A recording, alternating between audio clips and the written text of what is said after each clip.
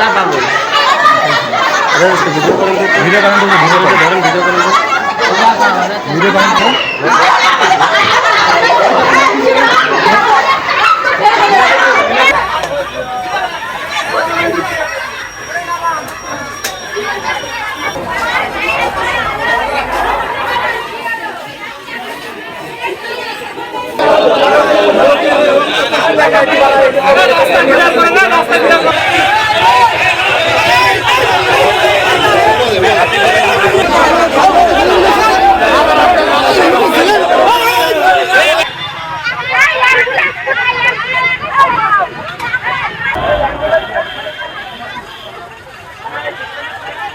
ওই তো এমপি, ওনার বাবা হচ্ছে জামাতের এমপি গোলাম রসুল নাম করা। এখন বাবার ক্ষমতার অপব্যবহার করে উনি যা তা বলতে পারে, উনি হুজুরদের গায়ে হাত তুলবে, গালিগালাজ করবে, উনি গার্জিয়ানদের গায়ে হাত তুলবে, বাচ্চাদেরকে ভয় দেখাবে, মারবে। যখন আমরা কিছু বলতে যাই ওনার নাকি মানসিক সমস্যা, উনি নাকি পাগল।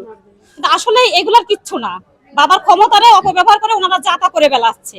সকালবেলা তো তাই করলো, হুজুরদের এসে গায়ে হাত তুললো, আমাদের গার্জিয়ানদের মেরে মাথা ফাটালো। আমরা এটার বিচার চাই। আমার বাচ্চারা বিকেলে খেলা করতেছে, 3টা ছেলে আর একটা মেয়ে।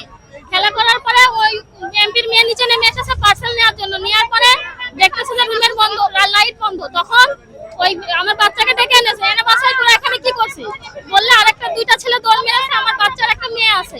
তখন বলতেছে কি তোরা এখানে কি করছিস, তোদের একদম মেরে ফেলবো।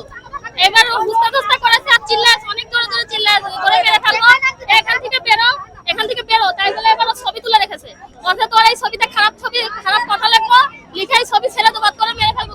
বলে না এখানে কোনো মাদ্রাসা চলবে না, শাটার নামায় দিয়েছে।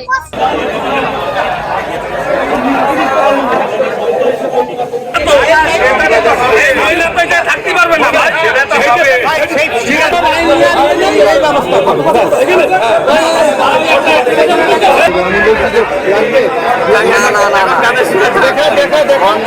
মাদ্রাসা ছাত্রছাত্রীদের সাথে এমপি মহোদয়ের মেয়ের একটা ঝামেলার কারণে এখানে উদ্ভূত পরিস্থিতি তৈরি হয়েছে। আমরা এসেছি, আমরা উভয় পক্ষের সাথে কথা বলেছি এবং অতি দ্রুতই এটা সমস্যার সমাধান হয়ে যাবে এবং পরিস্থিতি আমাদের নিয়ন্ত্রণে আছে, কোনো সমস্যা নেই। ঘটনাটা গতকালকের ঘটনা, সেইটারই রেস ধরে আজকের ঘটনাটা, এবং আমরা উভয় পক্ষের সাথে আলাপ আলোচনা করছি, অতি দ্রুত এটা সমাধান হয়ে যাবে।